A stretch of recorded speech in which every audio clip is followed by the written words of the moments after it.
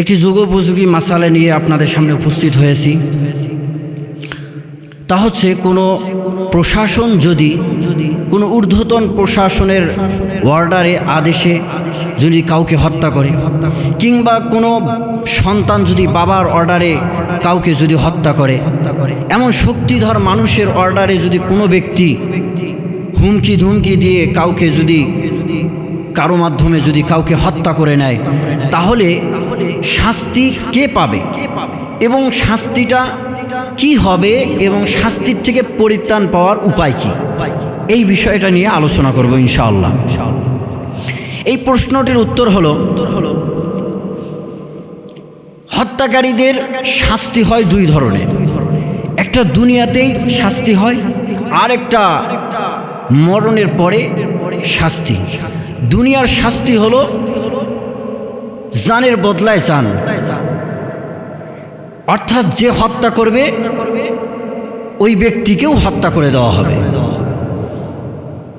কিংবা যদি যে ব্যক্তি হত্যা হয়েছে তাদের আপনজনদেরকে বুঝিয়ে টাকা পয়সা দিয়ে যদি মাফ করে নিতে পারে, তাহলে মাফ করে নিতে পারে, তাছাড়া আর কোনো অপশন নেই, যেটাকে দিয়ত বলা হয়।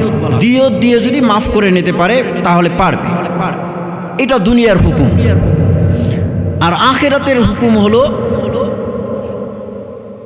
আখিরাতের হুকুম সে লম্বা সময় জাহান্নামে থাকবে। কালেমা পড়নেওয়ালা হওয়ার কারণে এক সময় জাহান্নাম থেকে মুক্তি পেয়ে জান্নাতে যাবে। লম্বা সময় জাহান্নামে থাকতে হবে। ওয়ামা ইয়াকুতুল মুমিনা মুতাআম্মিদান ফাজাযাউহু জাহান্নাম। যে ব্যক্তি কোনো মুমিনকে জুলমান হত্যা করবে তার জন্য ঠিকানা হলো জাহান্নাম। তার জন্য আল্লাহ তাআলা লানত, গুসা এবং সবসময় থাকবে বলে কোরআন বলেছে। এখানে তার উদ্দেশ্য হলো যে লম্বা সময় জাহান্নামে থাকতে হবে।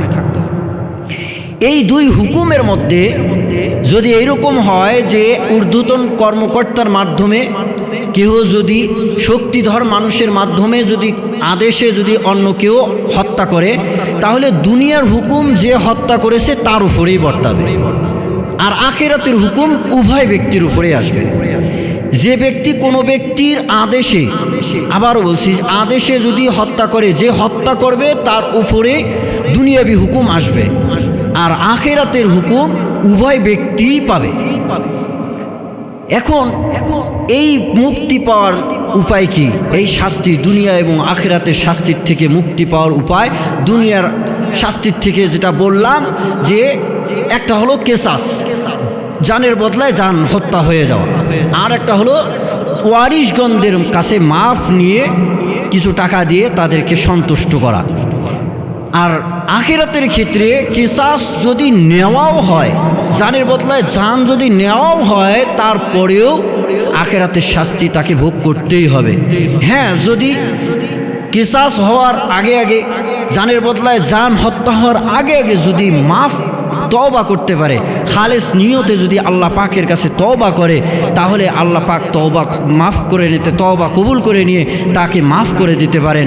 তেমনি করে দিয়ত যদি দিয়ে মাফ করে নেয়, এরপর যদি তওবা খালেস নিয়তে যদি তওবাও করে, আল্লাহ পাক মাফ করে দিতে পারেন।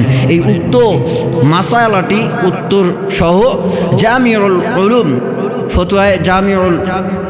ফতোয়া যে কিতাব, এই কিতাবের 7 নম্বর খণ্ডে 318 নম্বর পৃষ্ঠায় বর্ণিত রয়েছে। দারুল উলুম দেওবন্দ, ফতোয়া দারুল উলুম দেওবন্দের 12 নম্বর খণ্ডের 111 নম্বর পৃষ্ঠায় এই কথাগুলো ওখানে লিখিত আছে।